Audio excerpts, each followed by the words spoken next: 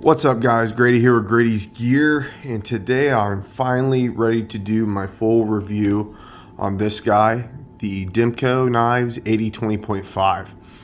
Now, this guy was without a doubt the hottest item at Blade Show 2021. It's one I was really excited about, and definitely one that had everybody's attention and wanting to pick one up. Now, I was able to snag mine from Kevin, Lefty EDC. Shout out to Kevin.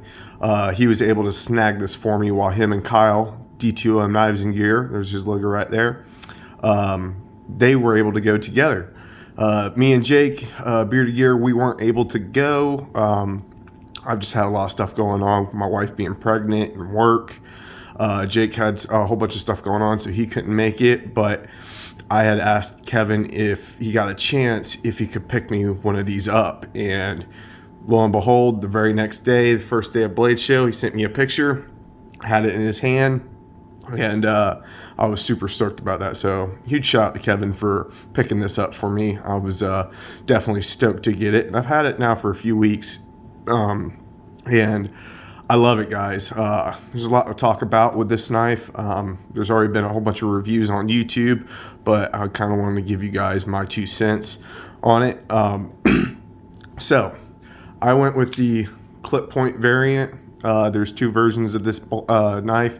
You have the clip point and you got the shark's foot. The shark's foot is basically, it's a sheep's foot knife, but they call it a shark's foot because of the shark lock.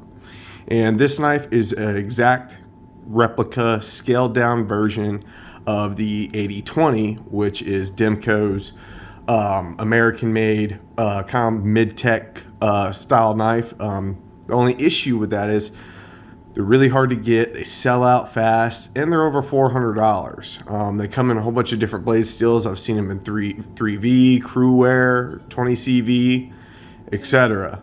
So they wanted to bring a full production one into the ring and give it materials to where it brings down cost and everybody could get one. And I think that's a beautiful thing. I think that's awesome. The price point on this comes in at $150. Now, as far as materials go, it's not really that exciting. It's using Austin A steel and Grivery scales, which is just a fancy word for plastic. You find those on like the Benchmade Bug Out and stuff like that, or FRN on Spyderco's. But the Grivery on here feels exceptional, guys. It doesn't feel like Grivery to me. It feels really well done, and it's got the same milling as on the G10 models on the AD20.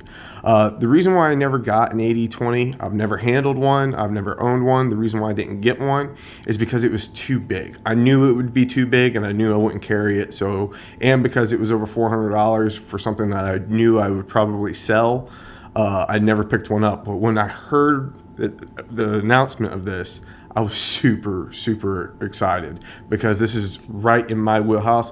This is not a big knife, but it's not a small knife either. This is like comparably sized to like the Bug Out and stuff like that. So it's going to be great in the pocket. It's super thin, and I was actually, let me pull this in a little bit closer so you guys can see if it'll focus. There we go. I got number 62 out of 100. So when you went to Blade Show, they had 100 available numbered variants through 100 of each blade shape. So there was 100 of the sheep's foot and 100 of the clip point done with these serial numbers on them. And then the rest didn't have the serial numbers. They brought a bunch to Blade Show, but you were pretty lucky if you got one on on yours. Mine is 62 out of 100. I think Kevin got 94 out of 100, and when Kyle picked up his, he didn't get a numbered variant. So I think it was, hit or miss. It was just a luck of the draw on that. That's really not a big deal to me. I don't care for stuff like that. Honestly, it's just billboarding to me, which I'm not a big fan of, but I do think it is pretty cool that I got a numbered one. Just wanted to mention that real quick. Let's talk about the things that I love about the knife. And then no, scratch that. I'm I'm going to talk about what I don't like about the knife first, because there's not that many things that I don't like, and then we'll talk into what I do like. First of all, what I do not like is where it says AD20.5 right here. Now, I love that where they put it on the clip is on a flat surface on here so it doesn't tear up your pockets when it comes in and out. But I do not like where it says AD20.5. I know Kevin had told me he didn't like it because it looked cartoonish. It has nothing to do with the font for me. It's just billboarding. I would rather have this plain with nothing on it, or not at all. You know, I just that's just my personal preference.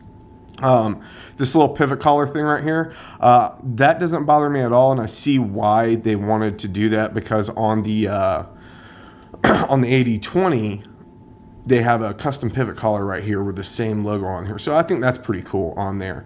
The only thing that bugs me is why isn't this flush part on the show side? I mean, I know I could swap those, but I just think that's kind of interesting to me. But yeah, the other two things, actually there's three. The other three things that I do not like about it, let's go into the action. So I can spotty flick this knife, no problem. I can thumb flick it, no problem. I can thumb roll it, no problem. But the only thing I don't like is that there's not really much of a detent on this. It's like non-existent. It feels like a lockback, that kind of spongy kind of feel to it. There's really no, I mean, and I can, you hear that? I can almost shake it out. So there's no detent.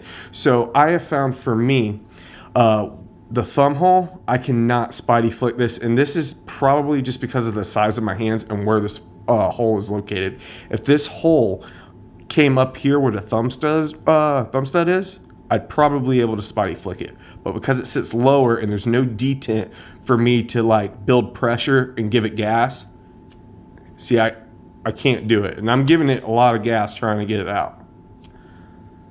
Yeah, see? So that's kind of a downer for me. But with the thumb stud, I can get my finger up under the thumb stud and get it no problem. So if I could not spotty flick this knife, that might have been a deal breaker for me, because this knife is super fidgety, guys. I mean, look at that.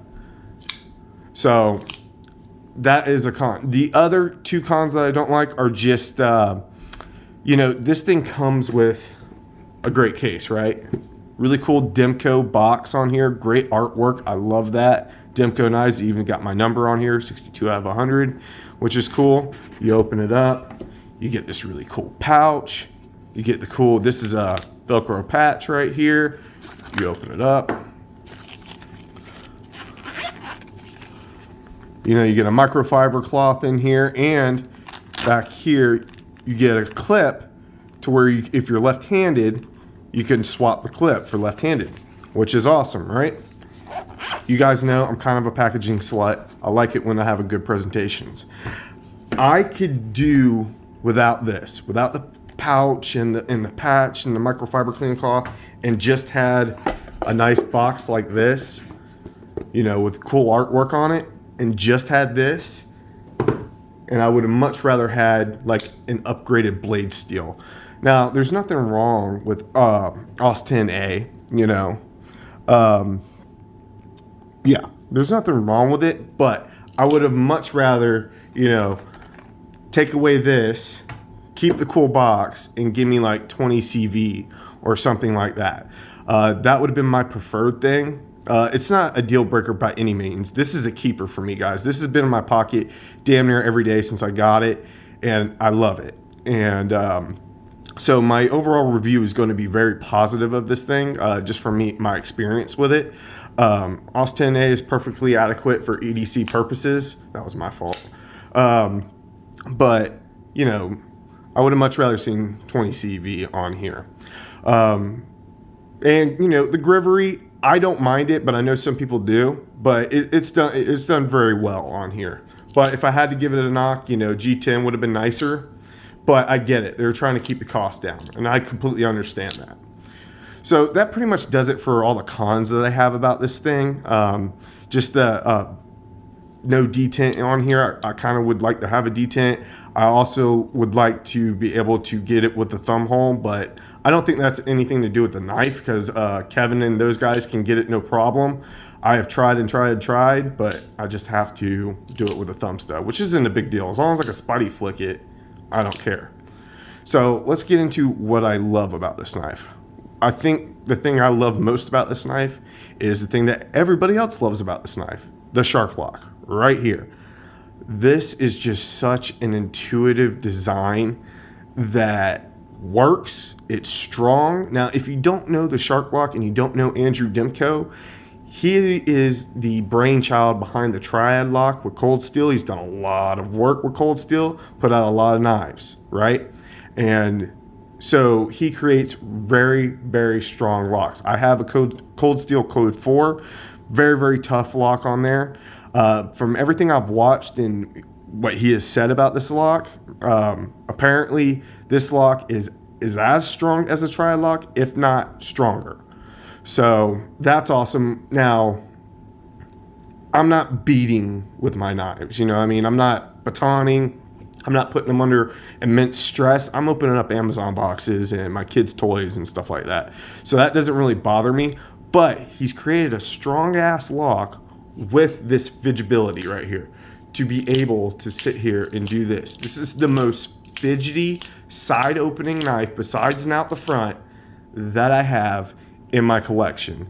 And I have fidgeted with this thing so much to where my finger was hurting from pulling on that lock too much. So that's how I learned that I could do this with my thumb as well. When I put my thumb here and pull it down, I learned that I could do that because my finger was sore, my index finger was sore from playing with it so much.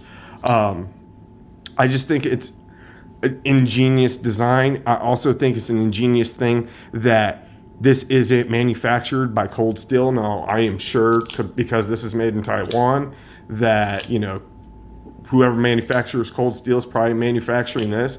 But the fact that you're getting a Demko knife from Demko, I think is awesome. I also think this knife is awesome because at the price point, $150 does seem a little steep for AUS 10A and Grivory scales, but it does have steel liners in here. It's very thin.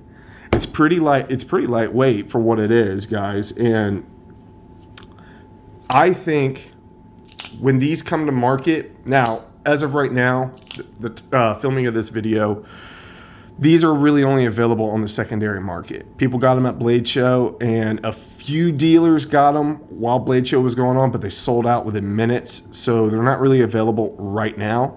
From everything I hear, they're going to be available in August, so it's not too far away, guys.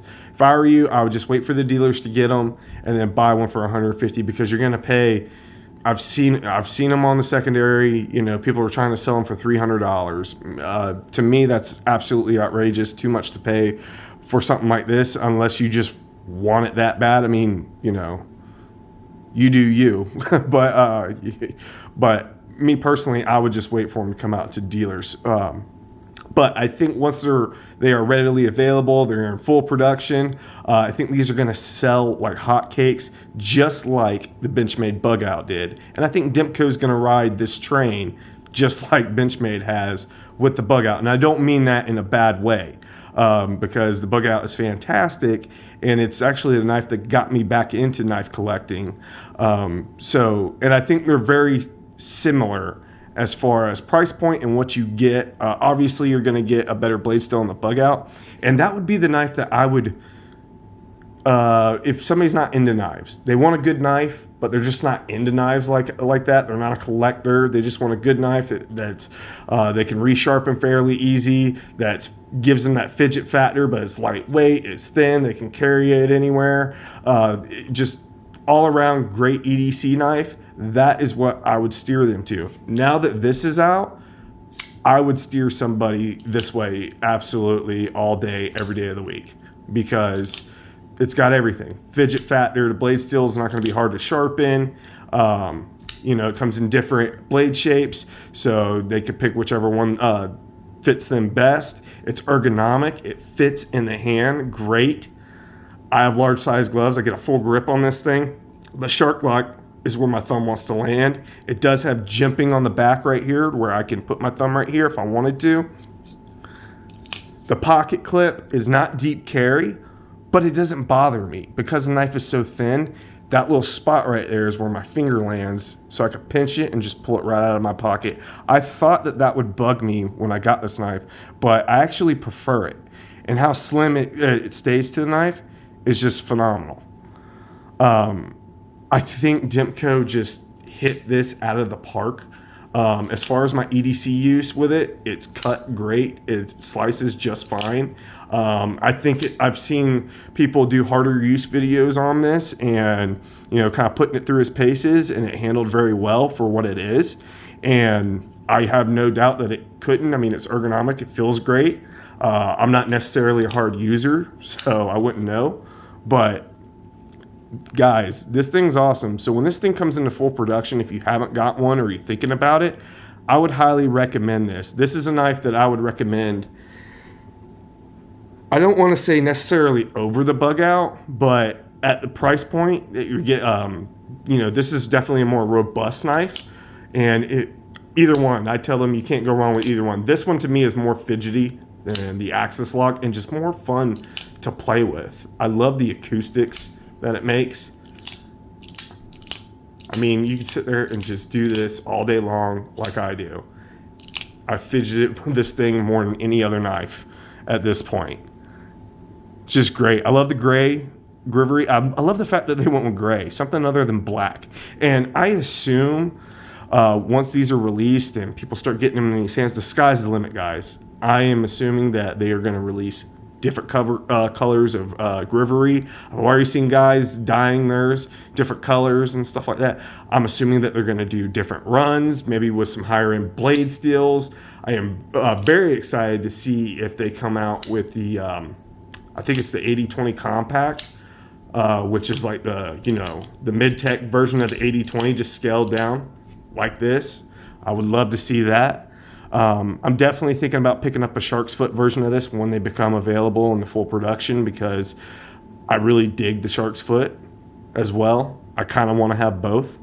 The multiple openings, I mean, you got thumb hole, thumb studs, you can spidey flick, you know, you can slow roll. You can slow roll with the thumb hole like that. I mean, there's so many things. I'm getting it with my thumb. I mean, it's just awesome. I really like it. For everything that you get, I think it's fantastic. Now, I've talked about this before. Do I think you're getting a value here? No. I'm going to be completely honest. I don't think you're getting a value. You know, when you talk about materials, even with how cool the Shark Lock is, when you talk about materials and stuff like that, you're not getting a value. But I think this is worth the cost. I absolutely think it's worth the cost. I would pay $150 again for this knife. I think it is worth it. I think the Shark Lock is amazing. I think the design is awesome. I love the design on the AD20, but it was just too big. I knew it wasn't going to be for me. And when I saw that they were doing a smaller version, yes, right in my wheelhouse. Thank you. I think everything from the knife itself, the cool packaging, you know, you get the cool box, the patch, the microfiber, how they're thinking of the lefties, like my brother Kevin, you know, and including the pocket clip. I think it's awesome. I think they hit a home run here, and I can't wait to see. Ooh, almost messed that up. And I can't wait to see the different variants that they come out with in the future. And I can't wait to see more people get a handle on this and see what they think, you know. Yeah, I think this is absolutely awesome. It's been one of my favorite knives. It's been hard to carry other things because I keep wanting to throw this into my pocket and just play with it. And that's all I've wanted to do. And it cuts great. It's just a great all-around EDC knife. Really fidgety. But yeah, guys, this is my full review on the Demko AD20.5 home run. In my book, I think they did a fantastic job with this one. Let me know what you guys think about this knife in the comments below. I'd really like to know what you guys think. Let me also know if you would go with the clip point or the shark's foot. I'm interested to hear about that as well. That's going to do it for this one, guys. I hope you have a fantastic day, and I will see you guys in the next one.